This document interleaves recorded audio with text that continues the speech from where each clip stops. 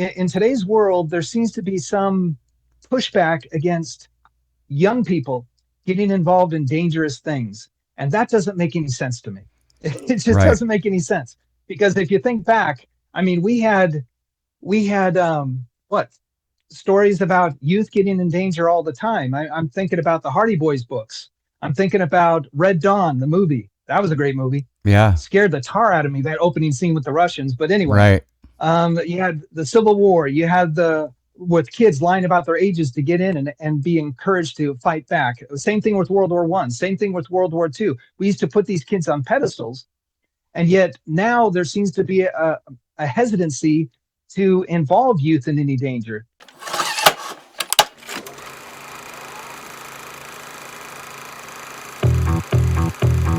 We don't really know where the world is gonna go, but now everybody knows that you can't stop for too long. Got to keep going. Don't really know where the world is gonna go. All right, brothers and sisters, boys and girls, ladies and gentlemen, welcome back once again to the program, The Last Dispensation. You're living in it. And I have with us, you might see him in the comments section a lot. He goes by Downs Math. That's his handle in the comments section because everybody has handles. Most people don't go by their first name or their last name in real life in the comment section. But if you were wondering where the math part, because your last name's Downs, Jeff Downs. Downs is the last name, yes. He's a math teacher. Yeah. You know, so is my stake I'm president. every kid's worst nightmare and every parent's worst memory. Yeah. So that's kind of where I fit. My stake president that I mention a lot, that's my friend, he's also a math teacher. He teaches at a community college. And math is fun as long as I don't have to do it for a living. But it's fun to, everything is related to math in the universe. So math is in art. It's in everything, right? It's God in loves food. patterns. And if you look around, those patterns are everywhere. Yeah. Absolutely everywhere. Yes. And Joseph Smith talked about, how God he used math to create the universe, basically, to organize the elements. Well, we just finished Pi Day, right? So the number pi, infinite, goes on forever. They got a supercomputer in Sweden. They still haven't cracked the end of that thing. And I loved what one person said.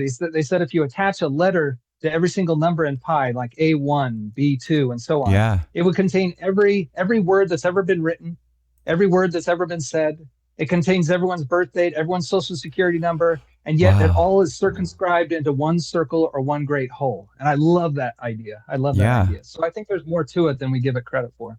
Amazing.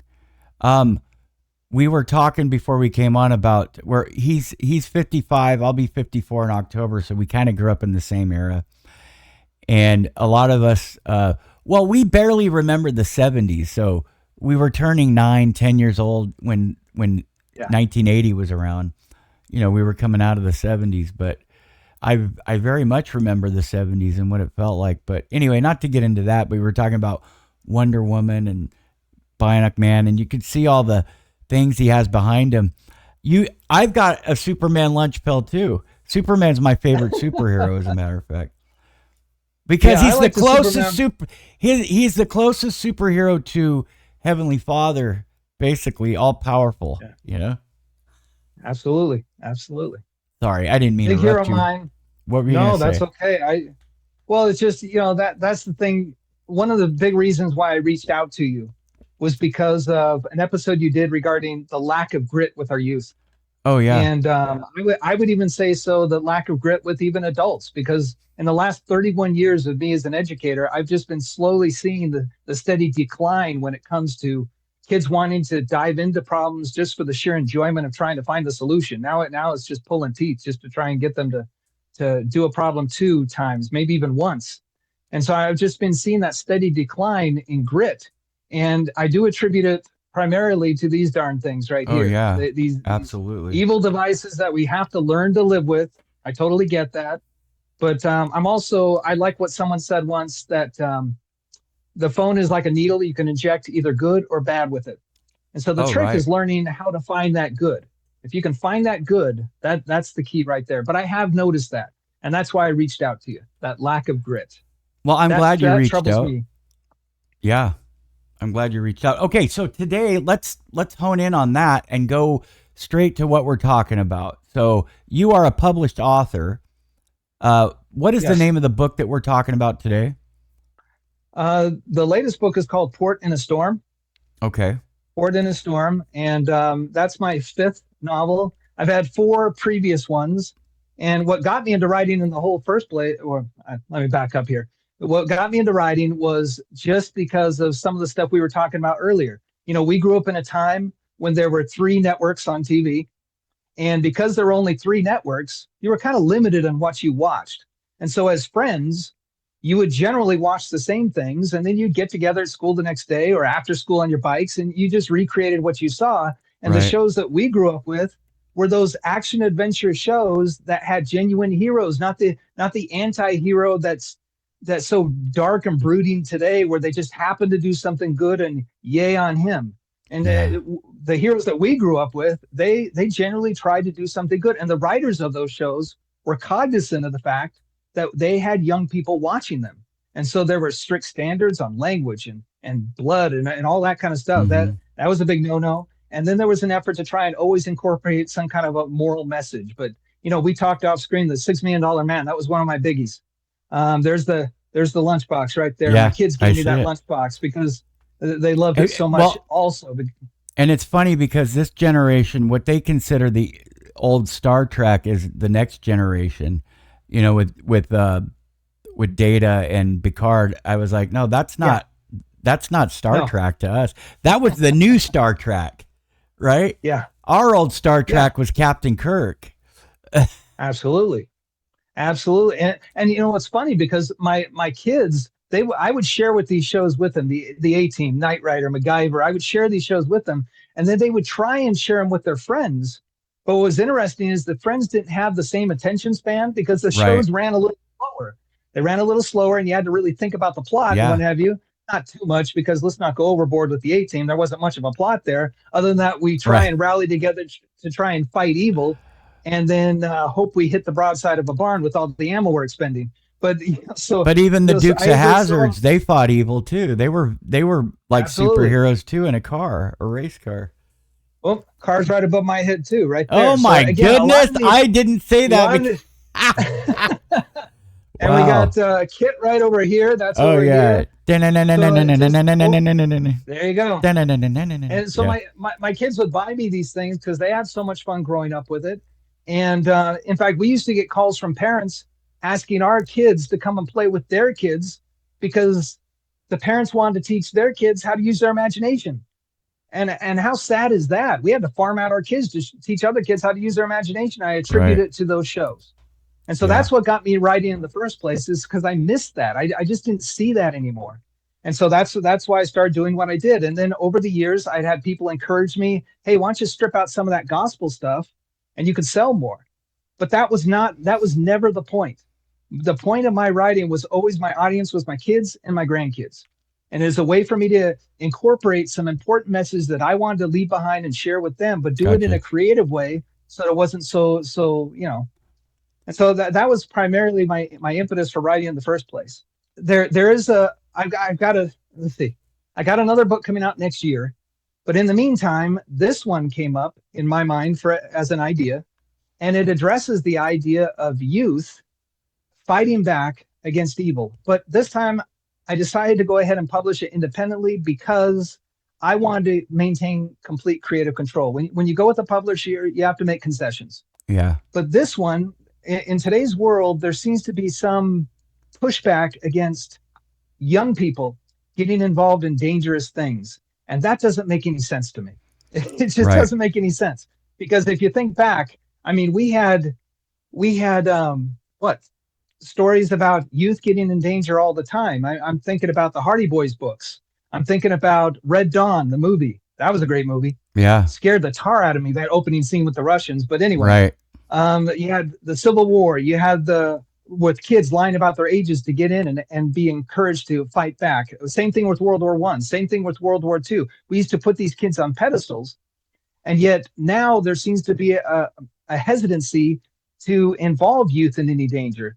But the premise of this book is a young couple is on their dream vacation, and it turns into a nightmare when they try and help a young family who is in need, and they end up being abandoned on an island in the Bahamas.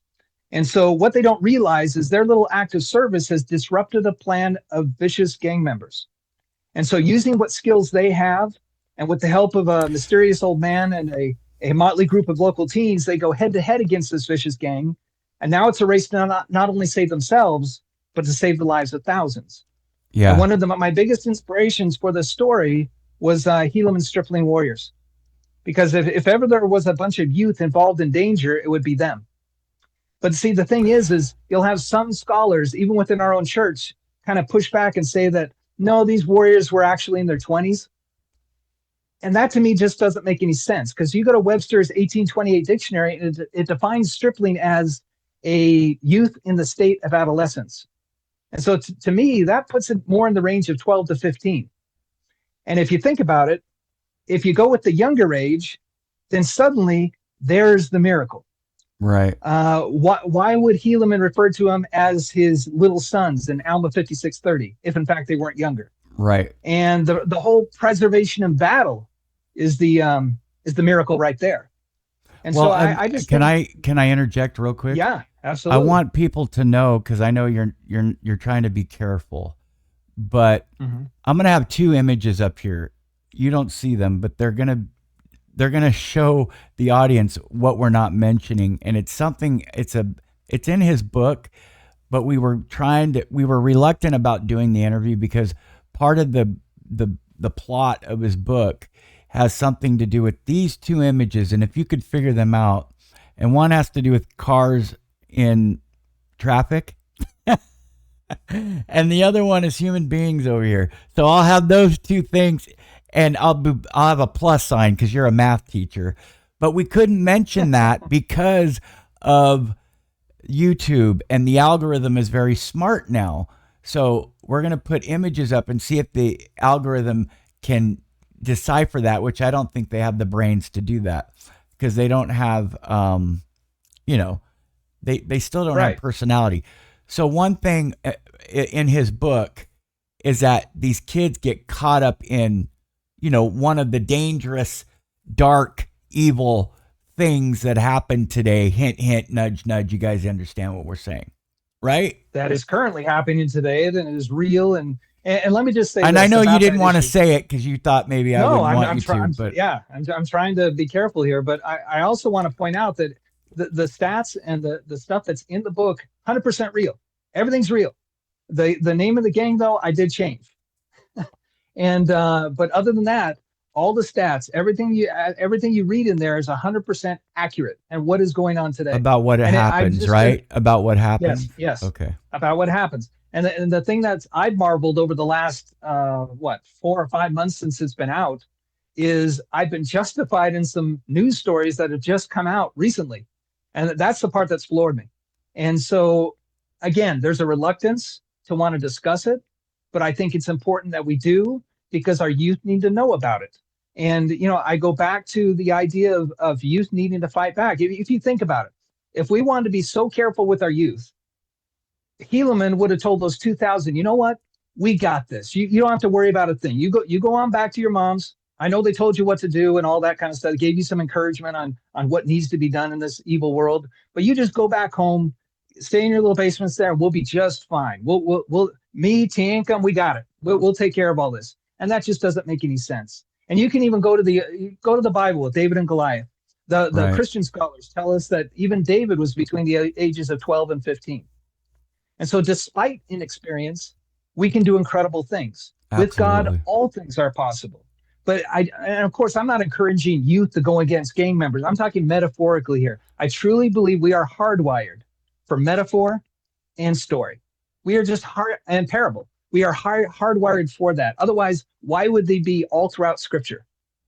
When we hear a story that resonates with us, for some reason, it just takes off in our minds. Okay, we're discussing pop culture. Let's go back to Rocky. Rocky, incredible. I love that movie. My boys have always loved every single one of those movies. There is something about that resonates, about that desire to want to prove yourself and to go against all laws to try and become better than than the world is telling you are. So that's a message that resonates. Right. And you talked earlier, I think we talked about this off camera, the idea of Superman. Right. Why has that figure held on for so long?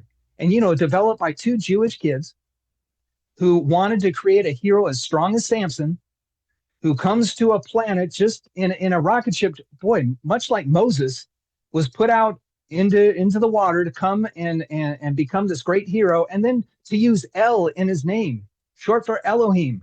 I mean, there are so many There's a lot of layers, parallels, and there's a parallels lot of parallels. with Star Wars and the priesthood Exactly. and the forces Exactly. of darkness. There's It parallels. resonates. Well, even Jor-El is almost like Elohim, and Yeah. my favorite Superman, of course, was Christopher Reeves, the Superman Mhm. movie, and it was the first Superman, which I fell in love with when I was Yes. 10 years old, or I can't remember when it was. When did that movie come out? 79 or I 80? want to say 76. Was it really? I remember yeah, it was a while back. I remember I had to go, it was a double feature, and my dad took me because I thought it was he wanted to see, 1978 or 79. I don't know. You'd have to look it up. Maybe Well, 77. Yeah, but in the beginning where he goes to the Fortress the of Solitude? Krypton's hasn't blown up yet, or Oh, okay. Okay. Yeah. and he sends off the three bad guys with the one woman, Yes. the Yes. two bad guys and the one woman, the satanic godhead. He sends them up into to outer darkness, right? Parallels. And they're wearing garb almost like they're in the temple, and then the fortress of solitude is like the temple, where he learns, Absolutely. where he's learning. That's what I mean. There's all kinds of parallel, and it's not an accident. It's deep within us to tell these kinds of stories that resonate and kind of draw you to it. I call it God's breadcrumbs. That light of Christ is going to deposit those breadcrumbs everywhere, and whatever is good, of course, we're taught in the Book of Mormon, comes from God, and that stuff will gradually lead you to that path where you need to be. But the trick is finding those breadcrumbs and then having the courage to not just throw it aside because it's not part of our church. Right. That's where we got to be so careful, that we have to accept the fact that the light of Christ operates in everyone, and they are going to produce good stuff that is meant to draw the good out of us and to make us better. Yes. And we should embrace that no matter who does. I read all kinds of Christian authors. I support Christian movies whenever they come out. I try and go to them. I try and buy them, because if we don't support that kind of stuff, it's not going to continue. I don't know if you're familiar with the Kendrick brothers. They do amazing work. For example, oh gosh, my kids are going to kill me for not being able to think of this on the spot. Courageous. They were responsible for the movie Courageous. Okay. Do you remember that one? No, I don't. About cops doing good. They've just come out with their I latest one. Was probably The would Fort. if I saw. I don't. My kids are older yeah. now. They're in their 20s, and Right. you have young kids, right? No, I don't have. They're all grown and gone. Oh, No, okay. they're all grown and gone. I didn't know that. Yeah, my main objective was mainly a call to action. So yes, I came out with this book. Let me just tell you something fun about this book. What made this book extra special for me Yeah. was that now that my kids are all grown, I said to the boys, I said, you want to be part of this? And they said, yeah, we want to be part of this. And so what happened was they were involved in the entire editing process as well. And I was able to use much of their thoughts, their suggestions. And so what that means is, where in the past with my previous 4 books, they knew nothing about the process, how it worked, the research, all the effort that went into it. They had no clue. Now they totally get what Dad used to do. And now they've gone back and read the previous books, which was always my intent in the first place. And now they get it. They get what I'm trying to, and that was such a special experience. I can't even tell you what a beautiful experience that was, to be able to go back and forth with your kids, chapter per chapter, for a good 4 or 5 months. And it was just fantastic. I wouldn't trade it for a thing. The cover that you see there was designed by my son. He's a graphic designer. And so he was responsible for the cover. Shout out to Chris. And we'll have your link in the description section The link Okay. will also be in the comment. I always put I try to put everything that's in the description section. Also in the I pin the first comment. So it'll be in the Okay. pinned comment. The pinned comment, which is the first comment in the comment section. Also in the description section, your link will be. And what is the best place to go find your books? Easiest would be Amazon. It's available in Okay. lots of different locations, but the easiest is Amazon.com. And you can get the Awesome. Kindle, you can get the print, but like I said, it was just so much fun to involve it. In fact, let me just tell you a little side story on that cover. So just so you know, my other sons, Steve and Mike, I didn't want to leave them out. Mm-hmm. We were trying to decide what would be a good cover. And my son Chris and I, we wrestled with it for a while and decided, you know what, this ain't working. And then the next day, as I was going to leave his house, he pulls me inside and he said, Dad, I just couldn't let it alone. Just take a look at this, see what you think. And then if you like it, let's go for it. And so when I looked at that cover, here's the thing. He didn't know this, but that scene that you see right there in the cover, that is a pivotal moment in the book that takes place on the island. Just as you see it there is exactly the way I described it in that scene. And so when I Interesting. saw that, my eyes just went wide and I said, Chris, that's it. That's what it's going to be. Like I said, it was just a fascinating, enjoyable experience to be able to bring them into my world for a bit. And unfortunately, they can't be part of the next book because that's bought by the publisher, and Oh, I wow. am under contract, and I can only Why work with did the they publisher buy on it? that. So, Why did they buy it? th- well, Was it you that you sign a good? contract. No. Well, of course, Troy, it was that good. But that'll be coming out next So year. you're not a So yeah, self-publisher. This is actually traditional publishing where you get royalties th- and everything. this one right here, The Port in the Storm, this one I did self-publish, but the other 5 books that I've written are through a publisher is through Covenant Communications. Oh, okay. And so Awesome. they are bought through Covenant Communications. Which Yes. there's nothing wrong with self-publishing. Almost everybody does that these days. You make more money that way. Well, Um, when you're dealing with a sensitive subject such as this, yeah, oftentimes it's the right. only route you can go So because real unfortunately there aren't a lot of people looking for LDS authors out there. right. And you even said you had problems with your publisher because of the information. I'm not going to say And anything about that. I'm just going to leave I it right know, there. I know. So real quick before we go, give us I don't think we had a thorough synopsis of the book. Can you give us what do you call that? The preface? Not the preface, but what's the The part on the back. back of the book you read again? Well, The I can read that summary? part, read about some A things. summary? Yeah, Yeah, here we but go. leave out the Ready? bad stuff. I will. I will. I will. All right. So it Okay. says a seemingly innocent shore excursion turns deadly as a young couple's fight for survival becomes a race to secure the future of thousands. Nolan and Callie Richardson's dream vacation turns into a nightmare when, after helping a young family, they find themselves abandoned on the island of St. Kitts in the Bahamas. Their selfless act of service disrupts the devious plans of a notorious gang, throwing the couple into a tangled web of danger and intrigue. With the guidance of a mysterious old man and the unexpected help of a motley crew of local teens, they go head to head against a vicious gang that will stop at nothing to carry out their nefarious plan. In a battle where survival is the only option, Nolan and Callie will discover that the greatest weapon may not be strength, but trust in each other and in God's timing.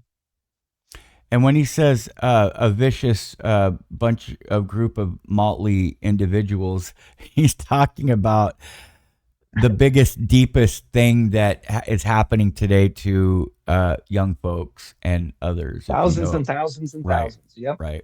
Thousands and thousands. Things that I've And talked to let me certain just, people about. if I could, let me just say this because I really wanted this to be a challenge, just to put it as a call to action to people to look for ways that they can contribute in motivating others, especially our youth, to fight the good fight. So maybe there's a picture you've wanted to paint, a poem you wanted to write, or a journal or a blog you wanted to start. Anything that will call attention to what is truly important in this life, whatever it is, do it for your kids and your grandkids and share it. And Troy's giving me the chance to share this. But if we all do this, if we try and motivate each other, because we all need these kinds of messages, it helps. And my whole message here was to just trying to remind our youth that you can develop that grit that you need to fight back. I truly believe they have it within them to rise up. They simply need the freedom and the encouragement to do so. Thank you, brother. Brother Thank Jeff you, Troy. I Downs, who appreciate goes it. by Downs Math. in the comments. Not my section. last name. Yeah. Yes. You have a good one. Thank you, Take Troy. care.